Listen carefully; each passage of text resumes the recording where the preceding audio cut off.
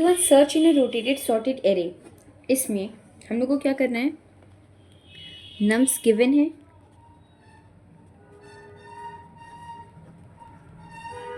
और हम लोगों का टारगेट भी गिवन है, ठीक है।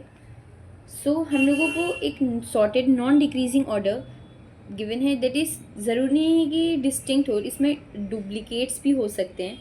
सो इसमें हम लोगों को फाइंड करना है कि हम लोग का टारगेट एग्जिस्ट करता है या नहीं करता है, ठीक है।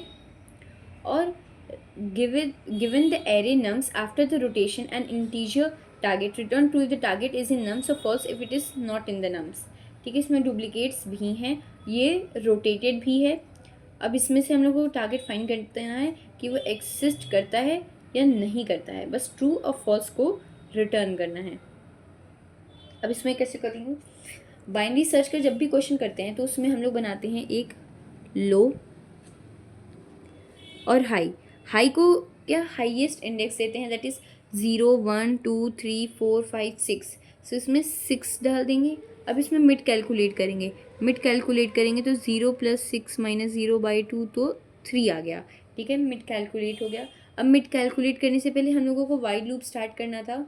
वाइल लूप मिड हमेशा वाइल लूप के अंदर कैलकुलेट होता है।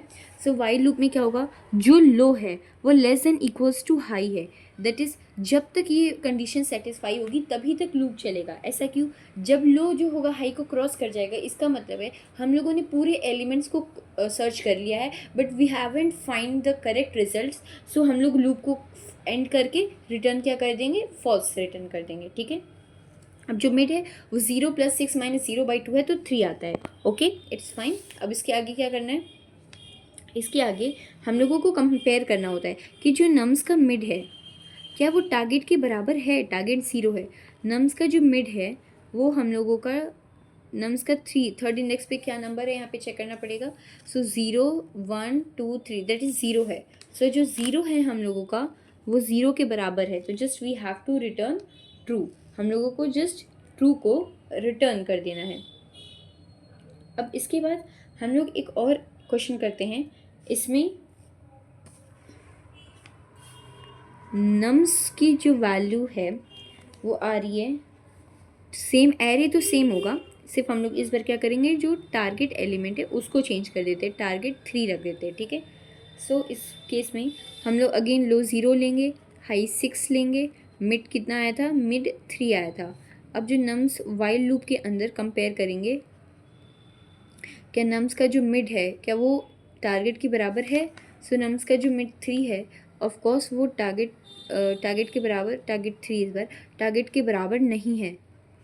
सो टारगेट के बराबर जब नहीं होता है सो हम लोग को एक और चेक करना पड़ता है कि जो नम्स का लो है दैट इज़ 0, नम्स का लो जो है नम्स का लो कितना है, नम्स का लो जो है वो 2 है अभी, और नम्स का जो मिड है वो कितना है, नम्स 0 1 2 3 दैट इज़ 0 है। सो नम्स का मिड 0 है और जो नम्स का हाई है वो कितना है, वो 2 है। सो अगर ऐसा होता है कि जो नम्स का लो नम्स के मिड के बराबर हो, साथ में ही नम्स का मिड नम्स के हाई के बराबर हो, अगर कुछ ऐसा होता है तो हम लोग में उसमें जस्ट कंपैरिजन करने की ज़रूरत ही नहीं होती। फॉर एग्जांपल अगर लास्ट एलिमेंट और जो फर्स्ट एलिमेंट और मिड का एलिमेंट कुछ ऐसा है कि कुछ बराबर हो रहा है, कि जो लो हो रहा है अगर इसके बराबर है, एट द सेम टाइम जो मिड हो रहा है वो हाई के बराबर है, सो जस्ट हम लोग क्या करते हैं, वो लो को इंक्रीमेंट कर देते हैं और हाई का डिक्रीमेंट कर देते हैं, ठीक है। अब अगर ऐसे नहीं है तो एल्स कंडीशन में क्या करना होता है, पहले चेक करते हैं कि लेफ़्ट पार्ट सॉर्टेड है कि नहीं। अगर लेफ़्ट पार्ट सॉर्टेड होता है सो उसमें चेक करते हैं, और अगर राइट पार्ट सॉर्टेड होता है तो उसमें चेक करते हैं।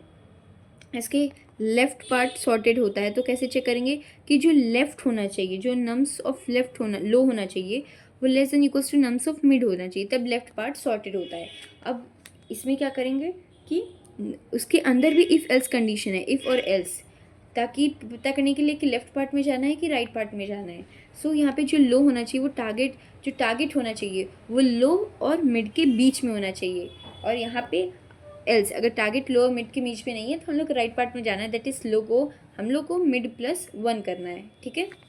अब यहाँ पे एल्स कंडीशन में सेम चीज़ है कि अगर जो टारगेट है वो मिड और हाई के बीच में है तब तो ठीक है, तब तो लो को हम लोगों को मिड +1 लाना है, इस राइट पार्ट में लाना है, पर ऐसे नहीं है। सो हाई को हम लोगों को मिड -1 में लाना है। ठीक है, सबसे पहले चेक होता है इफ़ एल से कि लेफ्ट पार्ट सॉर्टेड है, राइट पार्ट सॉर्टेड है कि नहीं। उसके अंदर भी चेक करते हैं इफ़ एल से कि किस पार्ट में हम लोगों को जाना है, टारगेट किस पार्ट में लाइक करता है। ठीक है, और ये जो लाइन थी, ये कंपैरिजन वाली, ये मोस्ट इंपॉर्टेंट वाली लाइन थी। ये जो पूरा क्वेश्चन था वो normal search and rotated sorted array की तरह था, बस इसमें ये क्या था कि डुप्लीकेट्स आ जाते हैं। डुप्लीकेट्स आ जाते हैं तो प्रॉब्लम होती है। फॉर एग्जांपल एक एरे लेते हैं, जैसे कि 1 है, ये है, इसमें हम लोग देख सकते हैं लो यहाँ पे होगा, हाई यहाँ पे होगा, और जो मिड है वो 0 1 2 3 4/2 दैट इज़ यहाँ पे मिड होगा। अब यहाँ पे लो और मिड और हाई तीनों की वैल्यू सेम हो गई। अब हम लोग जब इस पे चेक करेंगे कि लेफ्ट पार्ट सॉर्टेड है कि राइट पार्ट सॉर्टेड है, तो दिक्कत होगी, क्योंकि दोनों को ये कैसे डिसाइड करें। जब तीनों इक्वल आ जाते हैं तो हम लोग को डुप्लीकेट्स को अवॉइड करके फिर डिसाइड करना पड़ता है। Therefore we will increase low and decrease high. So low यहाँ पे आ जाएगा और डिक्रीज यहाँ पे आ जाएगा। अब इस पार्ट में डिसीजन होगा कि कौन सा पार्ट सॉर्टेड है, कौन सा पार्ट सॉर्टेड नहीं है। सो दोनों किनारों के डुप्लीकेट्स को हटा देना है। अब एरे का जो यूज़फुल हिस्सा जो है वो बच जाएगा। अब बाइनरी सर्च सही डिसीजन ले पाएगा कि किस में क्या करना था। सो यही इस क्वेश्चन का मेन लॉजिक था कि जब भी लो नम्स ऑफ लो जो है नम्स ऑफ मिड के बराबर होगा, और at the same time nums of mid जो है अगर नम्स ऑफ हाई के बराबर होगा, अगर ये दोनों बराबर हो जाएं तो इस कंडीशन में हम लोगों को लो को प्लस प्लस और हाई को माइनस माइनस कर देना है। ठीक है, इसमें लो को प्लस प्लस और हाई को माइनस माइनस कर देना है और हम लोगों को अपना आंसर मिल जाएगा।